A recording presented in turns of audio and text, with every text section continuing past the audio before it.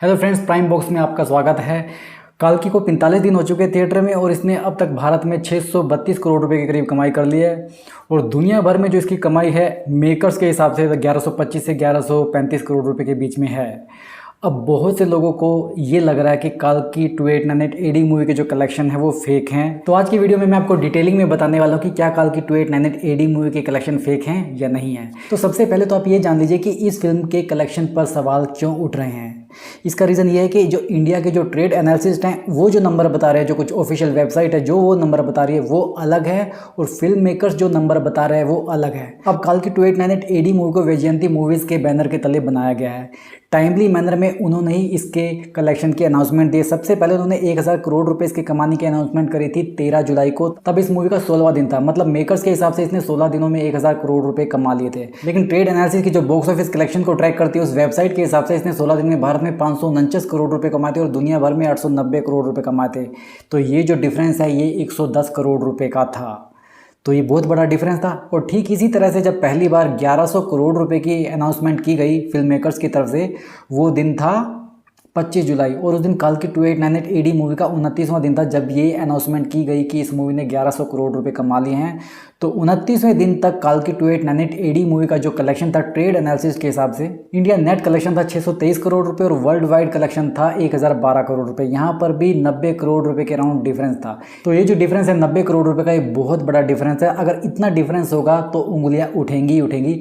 तो ये वजह है कि कल्कि 2898 एडी मूवी के कलेक्शन पर उंगली उठी है। अब मैंने ये तो आपको एक सिनेरियो बता दिया। अब दूसरे सिनेरियो में एक घटना इन्वॉल्व है जो कि 19 जुलाई को हुई थी। 19 जुलाई को ट्रेड एनालिसिस सुमित खड़ेल और रोहित जायसवाल, जिन्होंने फेक नंबर इसके बताए थे कल्कि 2898 एडी मूवी के, जिसके बाद में कल्कि 2898 एडी मूवी के मेकर्स ने इन पर लीगल नोटिस डाला था 25 करोड़ रुपए का। उन पर मानहानि का मुकदमा कर दिया गया और इनसे पूछा गया कि आपने किस बेस पर ये फेक नंबर्स ऐसी ब्लंटली बोल दिया, आपका सोर्सेज क्या है बॉक्स ऑफिस नंबर्स का, वो हमको बताइए। अगर ये इस चीज़ को बताने में नाकामयाब हो जाते हैं तो इनको 25 करोड़ रुपए का कल्कि 2898 एडी मूवी के मेकर्स को हर्जाना देना पड़ेगा। हालांकि हम नहीं जानते कि उन्होंने क्या फेक नंबर प्रेडिक्ट किए थे, मुझे इस बारे में नॉलेज नहीं है। बट कल्कि 2898 एडी मूवी के मेकर्स के हिसाब से वो फेक थे। तो हम एक सिनेरियो में हम ये बात मान सकते हैं कि कल्कि 2898 एडी मूवी जो नंबर बता रही है, फिल्म मेकर्स जो नंबर बता रहे हैं वो करेक्ट हो सकते हैं। अब इस बात को आप ऐसे समझिए, फिल्म मेकर्स के पास में कुछ तो आधार होगा कि उन्होंने दो बंदों को 25-25 करोड़ रुपए का एक लीगल नोटिस भेज दिया है। अगर वो हार जाते हैं तो 50 करोड़ रुपए का नुकसान कंपनी को भी हो सकता है। तो कुछ तो आधार होगा कंपनी ने, तभी ये लीगल नोटिस भेजा है। मतलब कंपनी के पास में जो कलेक्शन की डिटेल है कहीं ना कहीं उसमें कुछ तो सच्चाई होगी। और दूसरी चीज़, या तो हो सकता है उन दो ट्रेड एनालिसिस ने कुछ ज़्यादा ही ब्लंट, मतलब बहुत ही ज़्यादा ब्लफ करके कुछ ऐसा नंबर बता दिया हो जो किसी के भी हजम ना हुआ हो। ठीक है, तो ये भी पॉसिबिलिटीज़ है। और तीसरी चीज़, जो भारत के ट्रेड एनालिसिस्ट हैं, जो वेबसाइट है जिनमें 80-90 करोड़ रुपए का जो डिफरेंस आ रहा है फिल्म मेकर्स के हिसाब से, कंपनी ने उनके अगेंस्ट कोई एक्शन नहीं लिया है। तो मतलब वो भी सही हो सकते हैं। तो क्या कंपनी के कलेक्शन फेक हैं? देखिए, फिल्म मेकर्स के पास में ज़्यादा रिसोर्सेज होते हैं अपने नंबर्स को ट्रैक करने के लिए, ट्रेड एनालिसिस के पास में एक्चुअली उनसे कम नंबर होते हैं। तो ये जो डिफरेंस है ये डिफरेंस आना नॉर्मल है। बट कल्कि 2898 एडी मूवी एक रेयर मूवी है जिसमें जो डिफरेंस आ रहा है वो 80-90 करोड़ रुपए का आ रहा है। ये ज़्यादा डिफरेंस है।